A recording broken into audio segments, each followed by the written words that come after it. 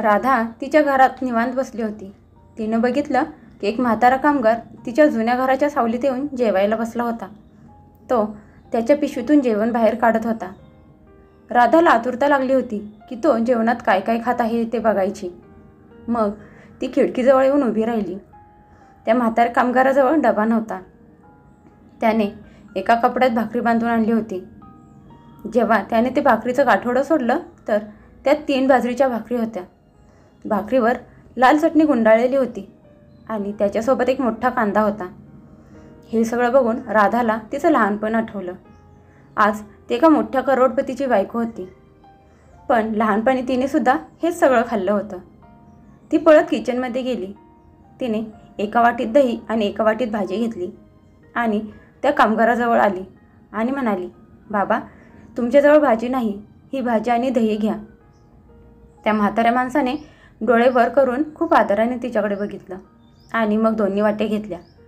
राधा परत घरात आली आणि खिडकीत उभी राहून त्या बाबांना जेवताना बघायला लागली. बाजरीच्या भाकरीवर लसूण घालून पाट्यावर वाटलेली लाल मिरचीची चटणी बघून तिच्या तोंडाला पाणी सुटलं होतं, कारण ती स्वतः लहानपणी लसणाची चटणी पाट्यावर वाटत होती आणि मग भाकरीला चुलीतल्या विस्तवावर तोपर्यंत भाजत होती जोपर्यंत भाकरी कडक कुरकुरीत होत नाही. मग ती बाजरीची भाकरी लसणाच्या चटणीसोबत खाण्याची मजाच काही वेगळी असते. तोंडातून तिखट लागल्यावर हा हो करत ताकाने भरलेला ग्लास तोंडाला लावायची. मग एक घास भाकरी आणि चटणीचा आणि मग एक घोट ताकाचा. आहा हा, काय ते पण दिवस होते. ते दिवस आठवतच राधा तिच्या भूतकाळात हरवून गेली होती. मग हळूहळू ती भूतकाळातून बाहेर आली आणि तिने बघितलं तर ते म्हातारे बाबा दही आणि भाजीसोबत आरामात भाकरी खात होते. पण राधाची नजर तर त्या लसणाच्या चटणी लागलेल्या भाकरीवर होती. ती भाकरी बघून राधाच्या तोंडाला पाणी सुटायला लागलं होतं. मग ती पुन्हा पळत किचनमध्ये गेली. 4 चपाती घेतल्या आणि त्या बाबांजवळ आली आणि म्हणाली, बाबा, तुम्ही या चपात्या खा आणि मला तुमच्यातली एक बाजरीची भाकरी द्या. खूप दिवस झाले बाजरीची भाकरी खाऊन. भाकरी बघून माझ्या तोंडाला पाणी सुटलं आहे. त्या बाबांनी आश्चर्यचकित होऊन त्या श्रीमंत महिलेकडे बघितलं आणि म्हणाले, बाळा, ही भाकरी शिळी आहे, ती तुमच्या लायक नाही. राधा तोंडातून येणाऱ्या पाण्याला थांबवत म्हणाली, बाबा, मी खाईन, तुम्ही त्यावर ती लसणाची चटणी पण घालून द्या. मग बाबांनी एक भाकरी चटणी घालून राधाच्या हातात दिली. भाकरी घेऊन राधा सरळ तिच्या किचनमध्ये आली आणि भाकरीतून चटणी बाजूला काढून ठेवली. भाकरीला गॅसवर कडक होईपर्यंत भाजून घेतली आणि जेव्हा भाकरी कुरकुरीत झाली तेव्हा लसणाच्या चटणीसोबत अगदी आनंदाने बोटं चाटून खाऊ लागली.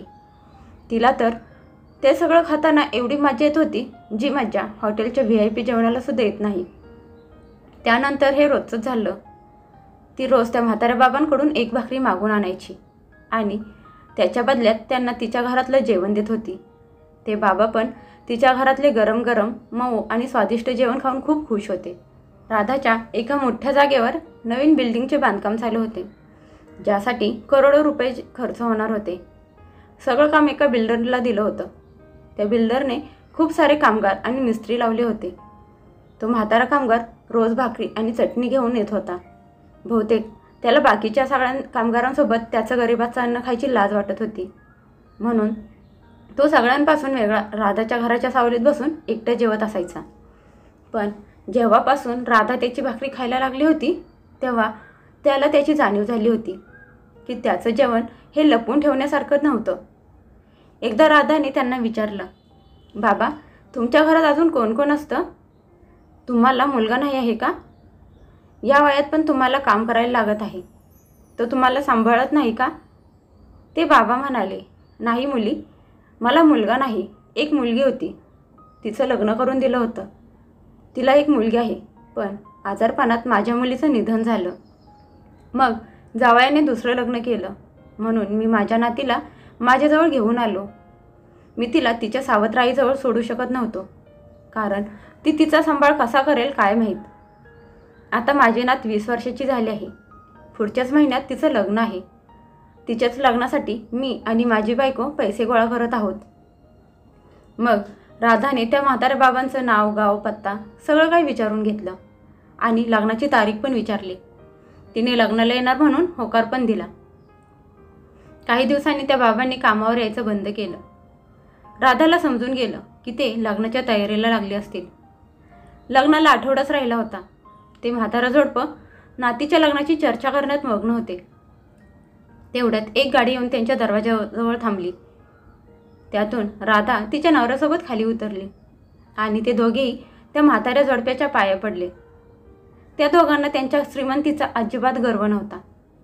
राधा म्हणाली, कसे आहात बाबा? बाबा म्हणाले, मी छान आहे मुली. राधा म्हणाली, तुम्ही तुमच्या नातीच्या लग्नाची खरेदी केली की नाही?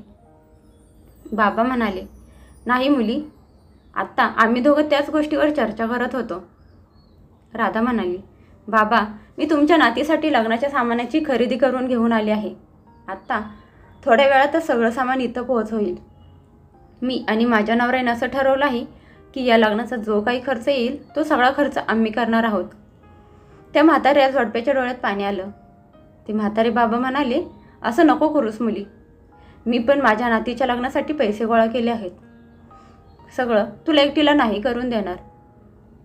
राधा म्हणाली, बाबा एक गोष्ट सांगा, जेव्हा मी तुमची भाकरी खाल्ली तेव्हापासून मी तुमची मुलगी झाली की नाही? बाबा म्हणाले, हो मुलगी तर झालीस. राधा म्हणाली, मग बाबा मला मी खाल्लेल्या भाकरीचं कर्ज फेडू द्या ना. असं म्हणत राधाच्या डोळ्यात पाणी आलं. राधा पुढे म्हणाली, बाबा तुम्ही जे पैसे साठवले आहेत ते तुम्ही तुमच्या म्हातारपणासाठी तसेच ठेवा. या लग्नाचा सगळा खर्च मी करणार आहे. मला तुमची मुलगीच समजा ना बाबा. राधाचं बोलणं ऐकून त्या बाबांचं मन आनंदाने भरून आलं. त्यांच्या डोळ्यातून अश्रू वाहू लागले. राधा त्यांच्या गळ्यात पडून रडायला लागली. काही दिवसातच त्या बाबांच्या नातीचं लग्न खूप धुमधडाक्यात झालं. लग्नाचा सगळा खर्च राधाने उचलला. हे लग्न करून राधा खूप प्रसन्न होती. तिने खाल्लेल्या भाकरीचं कर्ज फेडलं होतं. त्या बाबांच्या नातीच्या लग्नाला आत्ता काहीच दिवस झाले होते आणि राधाच्या नवऱ्याला त्याच्या मॅनेजरचा फोन आला. तो म्हणाला, सर परवा आपण ज्या कंपनीचं टेंडर भरलं होतं ना ते आपल्याला मिळालं आहे. तुमचं खूप खूप अभिनंदन. राधाचा नवरा आश्चर्यचकित झाला, कारण ते टेंडर मनापासून भरलंच नव्हतं. त्यामुळे त्याला ते टेंडर मिळण्याची अजिबात आशा नव्हती. तरी पण ते टेंडर त्याच्या कंपनीला मिळालं होतं, कारण त्यात कुठल्या तरी गरीब माणसाची दुवा होती. राधाने आणि तिच्या नवऱ्याने कुठलीही अपेक्षा न ठेवता त्या गरीब म्हाताऱ्या बाबांची मदत केली होती आणि कंपनीला ते टेंडर मिळणं हे त्याचंच फळ होतं. म्हणूनच म्हणतात की जर आपण एखाद्याची निस्वार्थ मनाने मदत केली तर त्याचे फळ आपल्याला चांगल्या रूपाने कुठे ना कुठे मिळत असते.